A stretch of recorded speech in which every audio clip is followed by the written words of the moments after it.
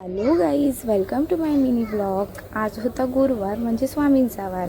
इथे मी देवपूजा आवरून काही भाज्या होत्या फ्रीजमध्ये ते साफ करत होते. भाज्या साफ करणं मला खूप आवडतं आणि भाज्या साफ करून ठेवलं की ते आपल्याला नेक्स्ट टाईम उपयोगी पडतं, पटकन असं जेवण बनवायला.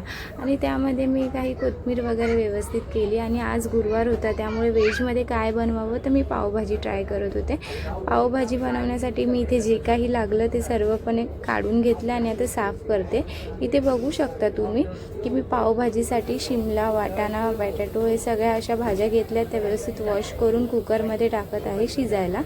आणि सगळ्या भाज्या शिजून झाल्यानंतर मी इथं कांदा घेतला आहे, जो मला हाताने बारीक कट करता येत नाही, त्यामुळे मी ह्या मशीनचा वापर करते, जेणेकरून ह्याच्यामध्ये खूप छान असं बारीक कट होतो कांदा आणि खायलासुद्धा असं कचकच लागत नाही. बघा किती छान असं बारीक कांदा कट झालेला आहे, बघू शकता तुम्ही. आणि कांदा कट झाल्यानंतर मी एका पॅनमध्ये अमूल बटर घेत आहे.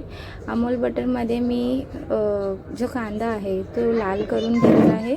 जो कांदा आहे तो मी आता पॅनमध्ये टाकून पूर्णपणे असा ब्राऊन लाल करून घेणार आहे. कांदा पूर्णपणे लाल करायचा आहे आपल्याला. ह्याच्यामध्ये मी कांदा ॲड केला आणि कांदा लाल होईपर्यंत वाट बघायची. तो पूर्णपणे बटरमध्ये फ्राय करून घ्यायचा. आणि कांदा लालसर व्हायला आला की बघा, कांदा असा लालसर थोडासा अजून लाल व्हायचा बाकी. तो लालसर होत आला की त्याच्यामध्ये आलं लसूणची पेस्ट टाकायची. आलं लसूण पेस्ट टाकल्यानंतर पुन्हा ते एकत्र करून घ्यायचं. एकत्र करून घेतल्यावर त्याच्यामध्ये आपण टाकतो, कोणी टॅमॅटो कट करून टाकतं तर कोणी प्युरी करून टाकतं. मला प्युरी करून आवडतं, सो मी प्युरी टाकते. इथे बघा मी टॅमॅटोची प्युरी करून घेतलेली आहे, जी मी आता ॲड करते त्याच्यामध्ये. इथे मसाले घेतले आहे, हळद, लाल तिखट, पावभाजी मसाला, मीठ आणि लाल मिरची. हे सर्व मी आता भाजीमध्ये कांद्यामध्ये टाकत आहे. बघू शकता आता सगळे मसाले जे आहेत ते मी, कांदा लाल झाला आहे आणि आता मी मसाला ॲड करते. मसाला ॲड झाल्यानंतर ते मी पूर्णपणे एकजीव करून घेते. एकजीव झालं की त्याला तरी येईपर्यंत आपण वाट बघूया. जो मसाले आहे त्याला पूर्णपणे असं तेल सुटेपर्यंत आपण वाट बघूया. बघा इथे मसाले जे आहेत त्याला खूप छान अशी तरी सुटलेली आहे. इथे त्यानंतर शिजलेल्या भाज्या ज्या आहेत त्या मी मॅश करून घेते. ते मॅश करून घेते आणि आता त्या ज्या भाज्या आहेत त्या मी त्या मसाल्यामध्ये ॲड करणार आहे, तुम्ही बघू शकता. आणि त्यानंतर त्या पावभाजी अशी बनवते. तुम्ही कशी बनवता कमेंटमध्ये नक्की सांगा.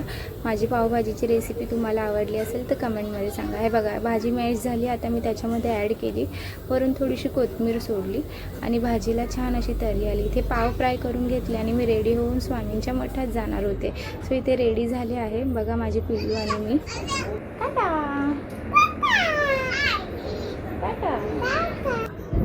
हो, घाल लवकर. आता इथे सुमितसोबत निघालो आहोत स्वामींच्या मठात जायला. बघा सगळं आवरून मी आता निघाले.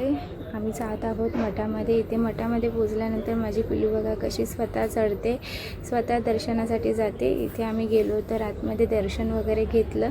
आणि स्वामींच्या मठामध्ये मला पुजाऱ्यांनी गजरा दिला होता मोगऱ्याचा, आणि प्रसाद घेऊन आम्ही आता निघालो आहोत घरी. बघा किती छान असा मोगऱ्याचा गजरा दिलेला आहे. तो गजरा आम्ही घरी घेऊन आलो. आणि मोगऱ्याचा सुगंध म्हणजे वा, असा मोगऱ्याचा गजरा मला भेटला होता.